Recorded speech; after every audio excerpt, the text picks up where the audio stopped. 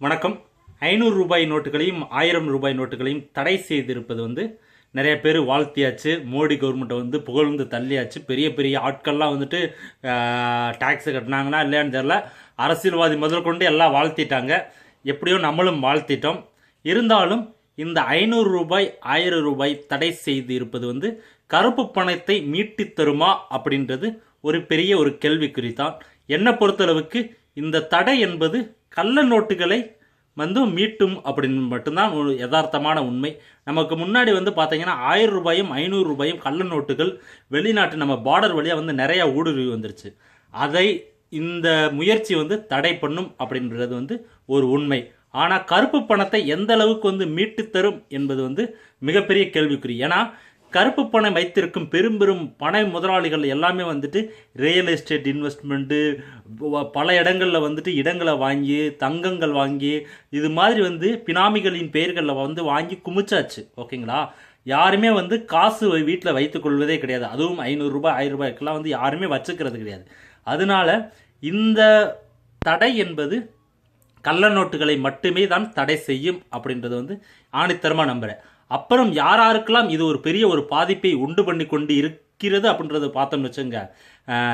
தினந்தோறும் வேலைக்கு போய்கிட்டு இருக்க ஆட்கள் இப்போ நேற்று நைட்டு இதை இன்ட்ரடியூஸ் பண்ணார்.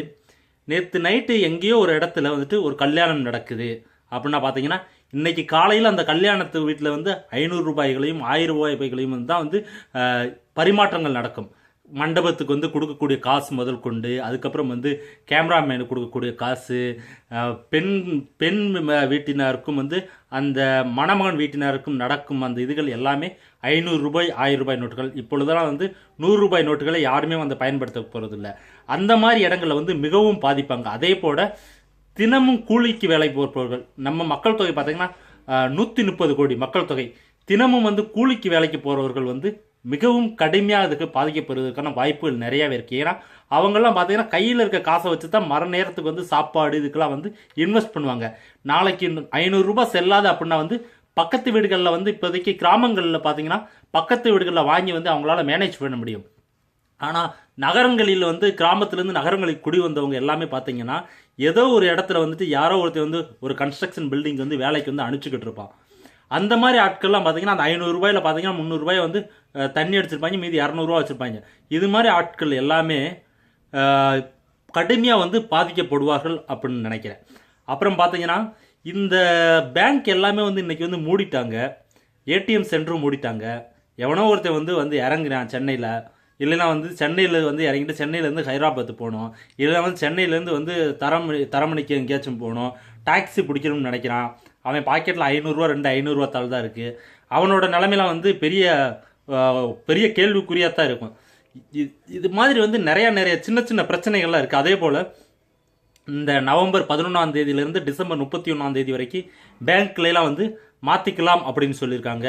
அதெல்லாம் எந்த அளவுக்கு சாத்தியமாக இருக்கும் அப்படின்னு தெரியல.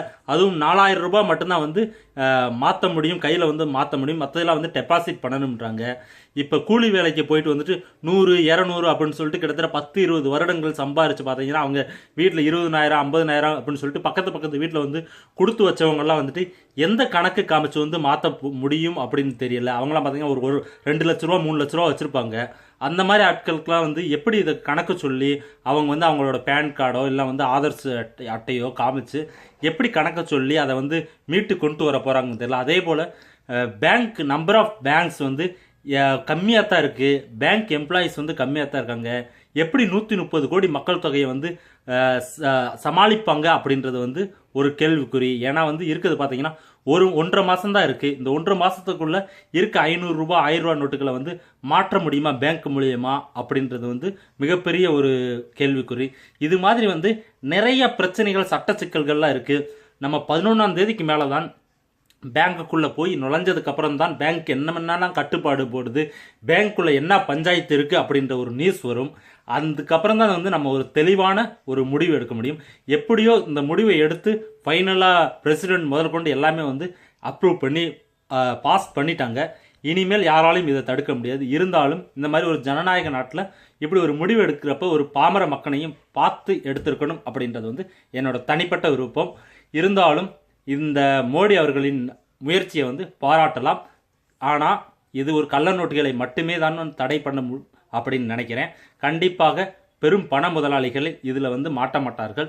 சிறு சிறு சிறு மிடில் கிளாஸில் வந்து வட்டி கொடுக்குறவனும், மற்றபடி வந்து பார்த்தீங்கன்னா வந்து டெய்லி வந்துட்டு ஒரு சின்ன பிஸ்னஸ் பண்ணிக்கிட்டு இருக்கவங்க, பார்த்தீங்கன்னா அந்த வியாபாரம் பண்ணுறவங்க, பார்த்தீங்கன்னா வந்து ஒரு தோட்டத்தில் வந்து ஒரு பீட்ரூட்டை வாங்குறதோ இல்லை ஒரு வாழையை வாங்குறதோ, இதுக்கு வந்து வியாபாரம் பண்ணுறவங்க 1 லட்ச ரூபா இல்லை 2 லட்ச ரூபாய்க்கு ரொக்கமாக கொடுத்தா வந்து வாங்குவாங்க. அது மாதிரி ஆட்கள், சிறு தொழில் பண்ணுறவங்க, இது மாதிரி ஆட்கள் எல்லாருமே வந்து கையில் காசு வச்சுக்கிட்டு இருக்கவங்க, அந்த ஒரு மாதிரி ஒரு 50+ இருக்கவங்க எல்லாருமே கையில் காசு வச்சுருப்பாங்க. அவங்கெல்லாம் வந்து மாட்டுவார்கள் அப்படின்னு நினைக்கிறேன். மற்றபடி பெரு முதலாளிகள் அனைவருமே வந்து இதில் வந்து தப்பித்து விடுவார்கள். அதே போல் ஒரு அரசியல்வாதி இதில் வந்து இந்த கருப்பு பணத்தில் வந்து மாட்டினால் இன்று முதல் வந்து நான் அந்த மாதிரி வீடியோ எடுக்கிறது வந்து நிப்பாட்டிக்கிறேன்.